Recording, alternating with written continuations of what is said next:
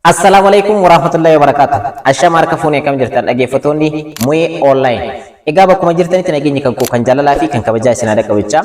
Har'a viidiyoo kana keessatti kan ilaallu immoo keessan irratti tingiiwwan dirqama sirreeffachuu qabdan sitingiiwwan 8 isinitti agarsiisa. Sitingiiwwan kanneen sirreeffachuudhaan immoo namoonni immoo keessan gonkumaa akka hakin goone gochuu dandeessan.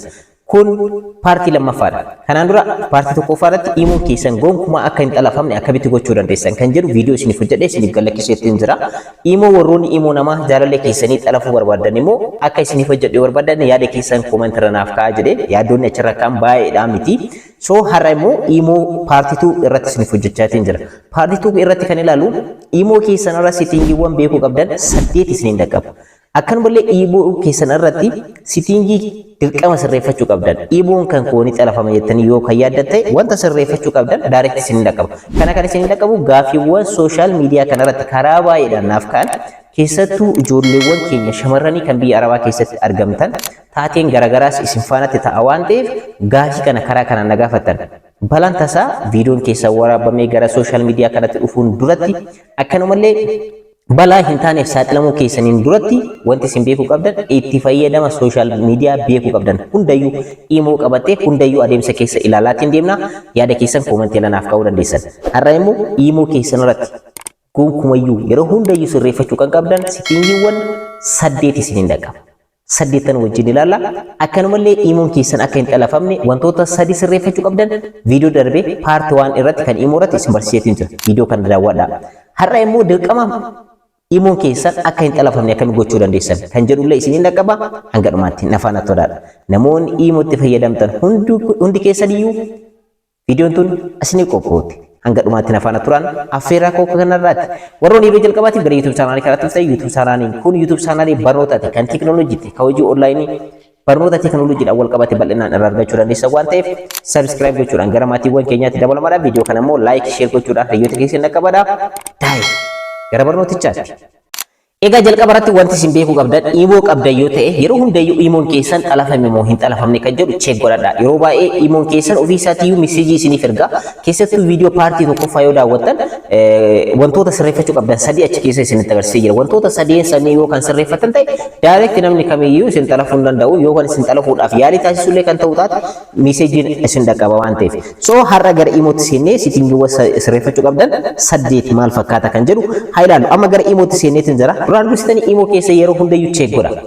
Xalafame moo hin xalafamne? Akkamitti check gochuu dandeessan? Yaadni tokko salphaadha ni beektan baay'een keessa.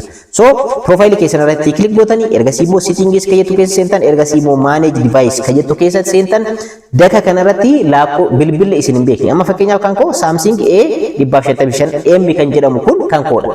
Kan ofii kan kootiitti fayyadamaa jiru direct jechuudha. So kan biraa dabalataan as keessatti argama yoo ta'e direct isumarratti kilik gochuudhaan delete gootan. Fuulduratti deleetiin isin dhufti delete kan jettu kanarratti kilik gochuudhaan delete gochuu hin dagatinaadha. Asirratti wanta lama isiniif ibsu barbaada. Egaa namoonni bilbila garaagaraa fakkeenyaaf bilbilli kun asitti ni argama. Bilbila kanatti ni fayyadama yoo ta'e bilbila lamaan irratti ni fayyadama yoo ta'e bilbilli kun lamaan kan kooti yoo ta'e rakkoo tokko hin qabu. Rakkoo isin irraan ga'u hin qabu isinuma waan ta'eef maaliif jala kana isiniif ta'a fakkeenyaaf inactive device jedhaan biratti active miti kanaan dura garuu Samsung kanarratti illee fayyadama waan ta'eef so asirratti dabalataan isiniif ta'a. Bilbilli kun garuu kan isin beekne yoo kan ta'u taate delete ofirraa gochuun dirqama yeroo hundayyuu jechuudha. Tokkoffaarratti kan ilaallu yeroo hundayyuu sitingiiwwan kanneen keessaa tokkoffaarratti bilbilli keessan xalafamne yeroo hundayyuu check godha. Tokkoffaan isa kanadha. Ammas gara duubatti deebinee sitingii lammaffaadha isiniin dhaqqabu. Sitingii lammaffaarratti sirreeffachuu qabdan asirratti profaayilii keessan irratti kilik gochuudhaan sitingii kana egaa baay'een keessan ni beektanii barnoota darbe keessa sitingii kan jettu keessa seenuudhaan akkanumallee account in the security kan jedhu keessa seenuudhaan wantoota 3 sirreeffadha isiniin jedheetiin jira. Tokkoffaan passport blockidha. Lammaffaan immoo login protectionidha.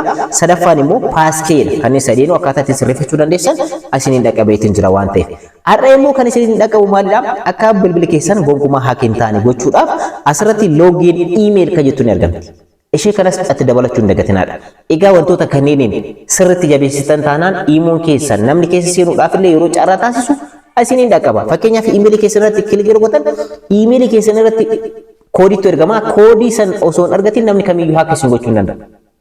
carraa fedhii ta'ellee yoo kan taasisu ta'e. So kanaafiyyuu loogiin email keetti kan harka kilibbootanii ergasii immoo asirratti email keessanii wal quunnamsiisaa isin jira.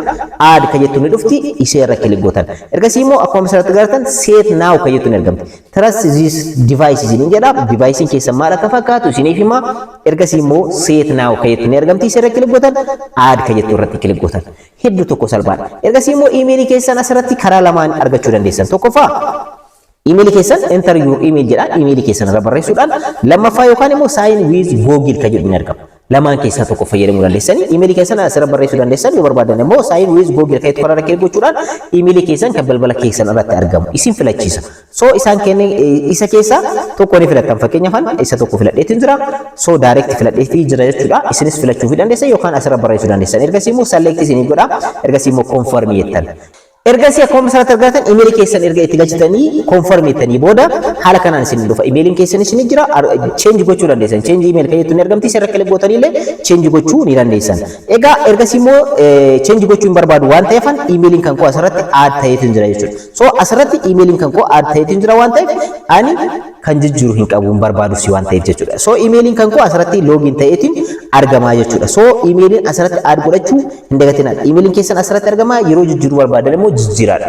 Haala kanaan lammaffaa irratti emailii keessanii fi imo keessan wal quunnamsiisa. Sababni isaas OTP'n yookaan immoo namni tokko seenuudhaaf gara paaswordii imo keessanii hin beeku yoo ta'e hin beeku direct hin beeku OTP sun yeroo muraasaaf kan turu waan ta'eef. So paaswordii san hin beeku waan ta'eef salphumatti gara keessanii seenuudhaaf maal gaafata OTP digitii 6 kan ta'e kanaadha gara emailii kanaatti ergama waan ta'eef emailiin kun isin faana jira. Emailii kana haaka yoo hin godhin gonkumaa argachuu hin danda'u. Itti fayyadamaadha. Lammaffaa irratti kan beekuu qabdan isa kanaadha. Sittingii sadaffaa irratti ammas profaayilii keessan irratti kilik gochuu dandeessan. Ilaaladha asirratti amma fakkeenyaaf dursitanii waan kana ilaalaa. Imo team kan jettu ni argamti. Isheen kun amma fakkeenyaaf device change gochuu kan koo email asirratti dabaluu kan koo manage akka godhu laala miseejiiwwan na dhaqqaban. Namni yeroo yaalii taasisu wantoota akkaawuntii kan koo irratti jijjiiramni yoo dhufe haala kanaan tiimii imo irraa miseejiin isin dhaqqaba. Miseejii kana dubbisaati maal akka ta'e adda baafadha.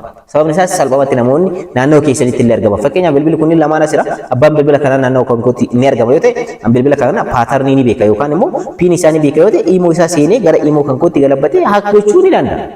Argitanii isin galee so namoonni akkasii isin beekuu danda'u waan ta'eef of eeggannoodhaan asirratti ilaaluun nagatinaadha. Sadaffaa irratti kan ilaalu asirratti kilik gochuudhaan profaayilii irratti kilik gootan ergasii immoo security inda privacy kan jettu argamti ishee irra kilik gootan asirratti wantoota garaagaraa ilaalla asirratti na hordofaa. Asirratti chat inda call privacy kan jettu irra kilik gochuudhaan asirratti screenshot yeroo haasoftan yeroo baay'ee viidiyoodha yeroo waliin haasoftan akkanumallee screenshot garaagaraa namni akka hin goone imo ofiisaatti yeroo fayyadamu akka screenshot hin goone maal gootan asirratti kilik gochuudhaan ishee kana on godhatan. Yeroo kanatti screenshot gochuu hin danda'u namni isin wajjin haasoftan viidiyoodhaan wajjin haasaa jiraachuu dandeessan. Yeroo baay'ee dubartoota keenya kan qunnamu screenshot gochuudhaan wantoota taane kanneen namoonni maxxansan jiran karaa telegiraamaatiin karaa adda addaatiin wanta taane walirratti raawwataa tan jira ilmi namaa so of eeggannoo godhaa isin jechuu barbaada. So isa kana on yoo godhatan screen record gochuu hin danda'u akkanumallee screenshot gochuu hin danda'u. Kana on godhadhaadha asirratti. Lammaffaa irratti kan isin dhaqqabu kanaadha. Sadaffaa irratti immoo kan isin dhaqqabu maalidha? Hiriyyaa keessan kan baay'ee jaallattan imo kana fakkeenyaaf abbaan bilbila kanaa na bira jira yoo ta'e bilbila kanaan yeroo seenutti imo fuuldura irratti kan argamu maalidha? Fakkeenyaaf ilaaladha. Na biratti ilaaluu dandeessan. Na biratti fakkeenyaaf gara fuulduraatti yeroo seene imoowwan kanneen nama waliin haasaye ni argamu. Garuu iccitiidhaan nama wajjin haasawuu hin dandeessan. Asirratti akka mul'annetti jechuudha. Kana gochuudhaaf maal gootanii salphumatti asirratti profaayilii irratti kilik gootanii ergasii immoo security privacy keessa seentan egaa sittingii afraffaadha isaan kun inni kun jechuudha. Ergasii immoo chat inda call kan jettu kana irra kilik gootan ergasii immoo privacy chat kan jettu ni argamti. Ishee irra kilik gootan ergasii immoo enable kan jettu ni argamti. Enable gootanii nama barbaadan nama jaalallee keessan ta'e asirra select gootan. Fakkeenyaaf kan barbaadan ta'uu danda'a. Kan barbaadan asirra select gootan. Egaa asirra jechuudha. Asirra tokkocha select gootanii ergasii immoo right gootaniif isin nama lama sadis ta'uu danda'a. Namoota irra iccitii walii qabdan jechuudha. Namni gara imo keessanitti yeroo seene fuuldura irratti akka hin argineef. So fakkeenyaaf filadheefii jira ergasii immoo nama kana wajjin asirratti ilaalaa. Hiriyyaan kun maalidhaan waliin haasaa jechuudha privacy. Namni salphumatti fuuldura kanarratti arguu hin danda'u jechuudha. Haala kanaan namoota akkanaa filachuudhaan itti fayyadamaadha. Shanaffaa irratti immoo asirratti sittingii kanarratti kilik gochuu ammallee profaayilii irratti kilik gootanii ergasii immoo security inda privacy keessa seentan amma immoo maalirra seenne jechuudha. Akkuma asirratti argatan sittingiiwwan as keessatti argaman keessaa kool ka jedhu irra dhuftan. Kool ka jedhu kanarratti kilik gochuudhaan wantoota garaagaraatu jira. Asirratti fakkeenyaaf who can call me eenyutu naa bilbila. Eenyu akka siif bilbilu barbaadda jedha. So nama isiniif bilbilu asirratti eeyyamuu fi dandeessan. Kana gochuudhaaf asirratti everyone kan jedhu irra yoo gootan namni kamiyyuu isin bilbiluu danda'a. My contacts irra yoo gootan immoo hiriyoota keessan qofa. Akkan malee nobody yoo gootan immoo namni kamiyyuu isin bilbiluu hin danda'u. Imoodhaan namni isin hin beekne jechuudha. So yeroo baay'een everyone irra godha.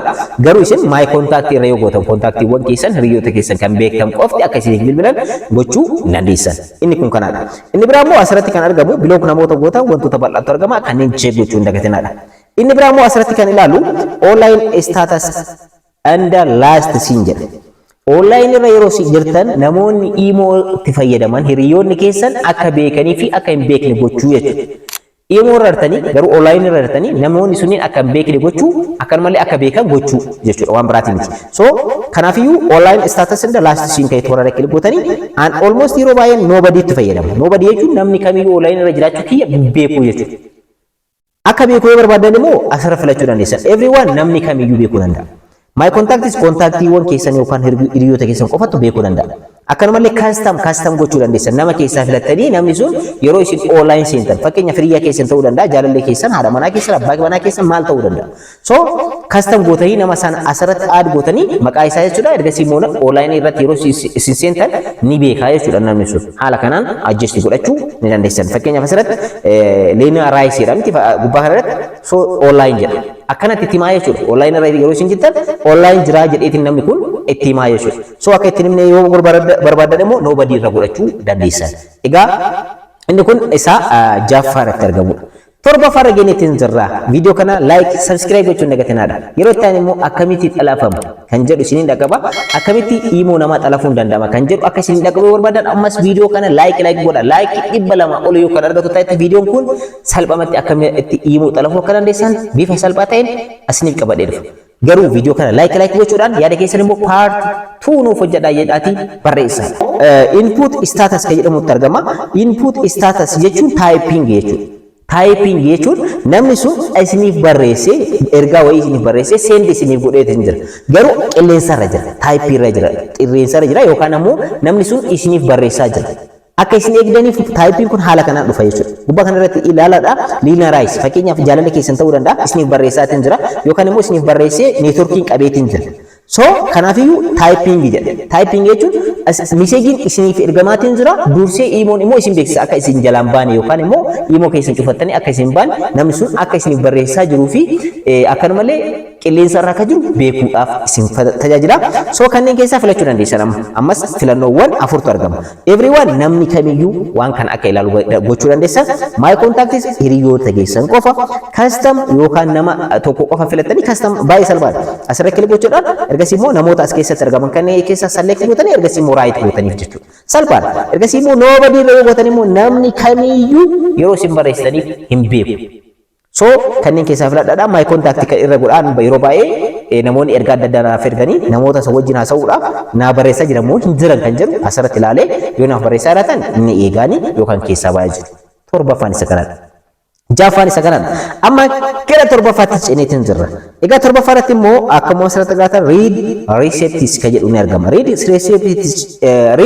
recepts jechuun ergaa namni isiniif erge isin dubbistanii fi hin dubbisne yookaan immoo hiriyyaa keessan jaalala keessan ergaa yoo ergitan ergaa isin ergitaniif san meseejii isin ergitaniif san dubbiseera moo hin dubbisne kan jedhu asirratti isin beeksisa. Ilaala. Fakkeenyaaf heloo jedhee barreessee namni kun Leena Raayis namtichi hiriyyaa inni heloo jedheen sun ammoo maal ta'uu beekeetiin jira. Fuulduratti mallattoo akkanatti magariisa kan taate magariisa taate haala kanaan kibbii irratti yoo godhe namni sun dubbiseetiin jira ergaa sana viidiyoo ta'uu danda'a akkanumallee suuraa ta'uu danda'a barreeffama ta'uu danda'a so beekeetiin jira as keessatti immoo damee afuriin filachuu fi dandeessan everyone namni kamiyyuu waan kana akka beeku gochuu my contacts hiriyyaa keessan custom nam tokko filachuu nama keessaa filatanii custom gochuu jechuudha nobody immoo nobody egaa haala kanaan saddeettaffaa fi isa xumuraa irra geenyeetu jira saddeettaffaa fi inni xumuraa immoo ammas egaa profile privacy. Profile privacy jechuun profile keessan suuraa keessan kan profile irratti argamu akkanumallee suuraa keessan namni buufatee akka itti fayyadamu asirra adjust gochuu dandeessan ilaalaadha amma fakkeenyaaf block screenshot from profile dha. Profile keessan irraa namni kamiyyuu akka screenshot hin goone gochuu jechuudha. Kana gochuudhaaf asirra kilik gootanii ergasii immoo block on godhattan asirratti. Block screenshot for profile on godhattan. Inni biraa immoo lock profile. Profile keessan namni kamiyyuu akka barbaadetti akka hin sochoosne akka hin buufanne yoo barbaadan lock profile kan jettu kanarra kilik gootanii ergasii immoo asirratti lock gootanii on gootanii fi namni kamiyyuu profile keessan asii achi garachuu hin danda'u. Salphaadha. Ergasii immoo avatar keessan sirreessuu qabdan, imo ID keessan, voice club keessan, story album keessan eenyu akka ilaaluuf asirratti filachuu fi ni dandeessanii kaataagooriidhaan jira waan ta'eef jechuudha. So kutaa lammaffaa keessatti hamma kana yoo ilaalle kutaan sadaffaan ammas itti fufaa wantoonni sirreeffachuu qabdan settingiiwwan sirreeffachuu qabdan ni jira bal'attu jira waan ta'eef ni ilaala.